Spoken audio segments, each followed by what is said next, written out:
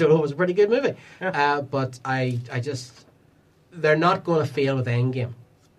But they might fail with whatever comes after Endgame. It is, but like I will say this though. I think that Marvel have enough of a safety net to do things like this and get away with it now. Because they have enough of a built-in audience. And because it's not like Captain Marvel's the whole machine, it's a cog in a bigger machine. Yeah. And yeah, the cog may misfire and it may screw up the rest of the cogs, but you can still swap that out and replace it with a new one. But the thing they have to remember as well is that they already have movies like Ant-Man and the Wasp, which don't make an awful lot of money compared to movies like Black Panther or Iron Man or whatever else, so they all can exist, which is what you're saying, Yeah, but surely at this point, like there's no excuse for having movies like this. Yeah. Like when you're coming off the back of things like Civil War, you're coming off the back of things like Infinity War, Thor Ragnarok, these big, fantastic crowd-pleasing hits. Why not do the exact same thing again with Captain Marvel? Why not just make a big, fun, crowd-pleasing movie? Yeah. That's what draws the money in. You may not get as much money by pulling a stunt like what they've done with Black Panther, but more of an egregious degree with Captain Marvel. Yes, you will get the mega bucks in, but it's killing the golden goose. It really is sad when you think about it. It really is. But no, honestly, that's what annoys me is that they're going back, and I've had this conversation with my other half as well.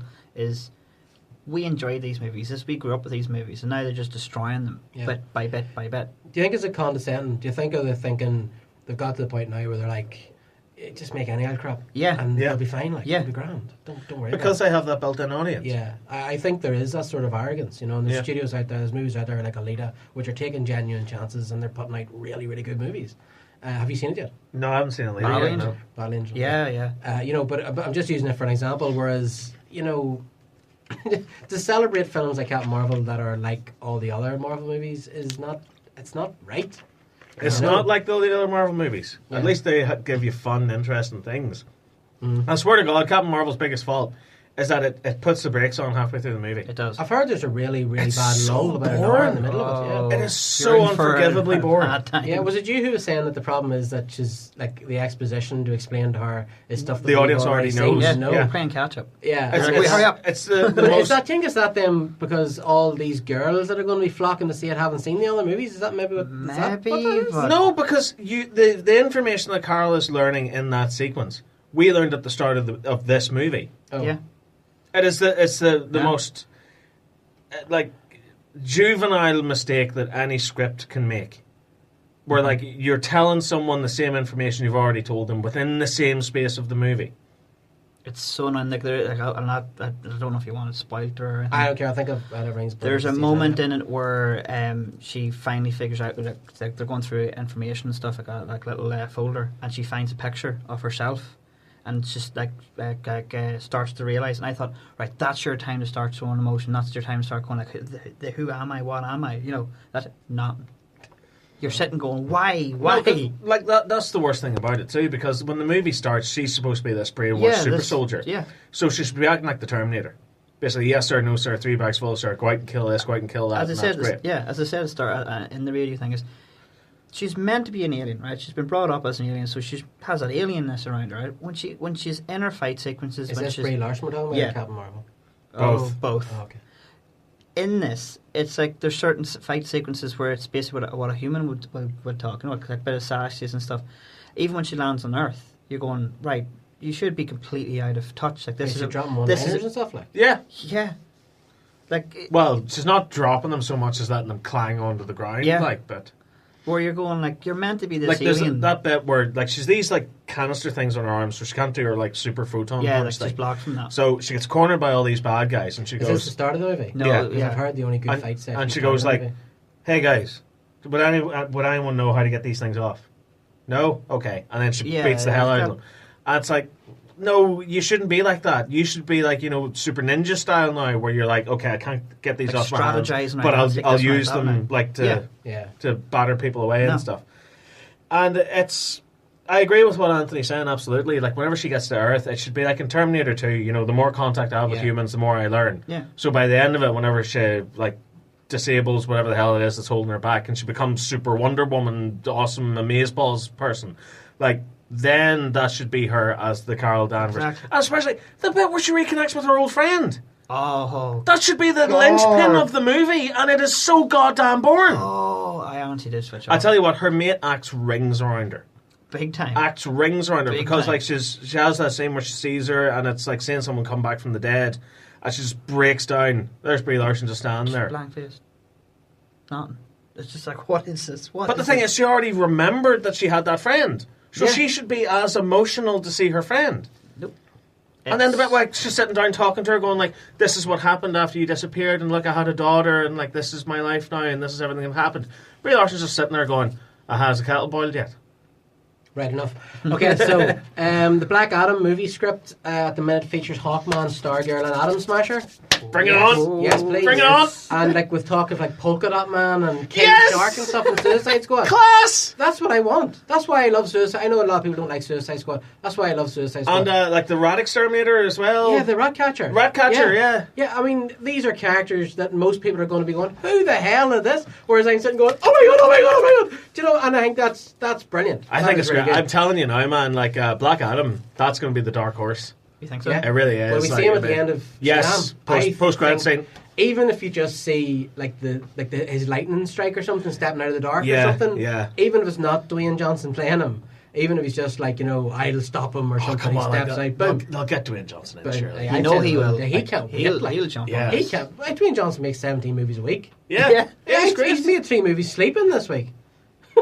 I'm not surprised. But I love it. He has made 3 movies sleeping this week. He doesn't know where he's in them, like, but Yeah. I think Shazam could be DC's next $1 billion movie. Yes, easily. Because I think it's got the appeal that no other superhero movies had so far. Everybody's going to want to go and see this movie. But you see, here's the most bizarre thing about it. It's now Shazam has got to the stage where it's the levity now. Yeah. Because a lot of the DC movies made that mistake of being very dark and very sort of depressing and very kind of colourless and washed out, whereas Marvel on the other side were all this oversaturated, happy fun times all the time thing. And for Shazam to come out at around the time where Captain Marvel has been marred by this feminist propaganda, Endgame looks like you'd want to commit suicide watching it. It just looks so. You know it's not going to be, though. I know it's not going to be, but the way the and trailers portray it just looks so hopeless after the ending of Infinity War. So then along comes Shazam, and it just looks like so much fun. Yeah. Of course, Breath of fresh air. everyone's going to flock to see that. I think it's going to be a big hit for them. And I love that. Like, don't get me wrong, I love me a bit of Batman, love me a bit of Superman, but I love that DC. And I suppose you could argue Marvel did twig this a few years ago, but I love that they don't need to take out, they can't... The big ones out. Yeah, they don't just have to Batman, Superman, and Wonder Woman in there. Even I think this is part of the reason why they're delayed with The Flash as well. I think they're like, you know what, we'll make a really good Flash movie. We've got a gajillion other great characters here that we can take out. Shazam! Yeah. Shazam! Say the name. Just say the word. Do you know what I mean? Seriously, who would ever have thought there was a Shazam movie? But that is so clever in its way too, because I think a lot of people who aren't big into the comic book lore, big into the history of the character, even know of the character's existence, say just regular honest Joes that just want to go sit down and watch a movie that entertains them, they won't think this is a comic book movie. They'll think this is just a comedy. Yeah. Like, it's like Hitch, or not Hitch, what's that one with... Oh, Hancock. Hancock. Which is a great movie, by the way. It's like Hancock. Yeah. Where like a lot of people would sit down and watch that and go, it's just a fun comic book movie. They'll think Shazam's the same thing. Yeah. They won't realise there's an actual history of this character and he's in the DC universe. This reminds... Do you remember the meme that was going around like a few years ago, and it was everywhere, where it had like Batman writing on a wall saying Superman is Clark Kent? Yeah. And then he looks up and on the moon, Superman is written, Batman is Bruce Wayne. I want to see that. I want to see that in the movie. But I honestly think a few years from now, the tables are going to turn. I think DC is going to be ruling the roost a wee bit, because I think Marvel have already got to the stage. I know people think that they're have running out of already... steam? Yeah. They're running out of steam. I think after Endgame, they're going to see a slump in their movies. Yeah, and also I think it's collapsing in on itself now. Yeah. It's getting too big. I think I have mates that have said to me after Endgame, they don't really care so much. It's almost like, right, I've given you 10 years, it's been great, but, now it's going to be characters that a lot of people aren't going to care about so much, or they aren't going to be as invested in, and, because they're all sexist and racist. Yeah, if they've made such a ham-fisted... They're getting rid of all the white guys, so who cares? Yeah, like they've made such a ham-fisted attempt at introducing Captain Marvel, and apparently she's supposed to be the leader of the Avengers after this. Yeah. Good luck. Yeah. Well, I don't know. Okay, Maleficent, Mystery of Evil. I'm excited for this. It looks fun. I'm excited for this because it's the only Disney movie that's done something different. Yeah, because it told it from Maleficent's perspective. Yeah. It didn't tell it from the Sleeping Beauty angle. Things. Yeah. I thought it was all right. Yeah, I liked the first one enough. But the more they churn out these... have we not said all we needed to say with Maleficent? Yeah, maybe. But what I mean is, I'm more excited for this. Must we go Hawaiian? I'm more excited. I'm more excited for this than I am for Dumbo or Aladdin. 100%. Whatever else. Because at least it's its own unique story for a change.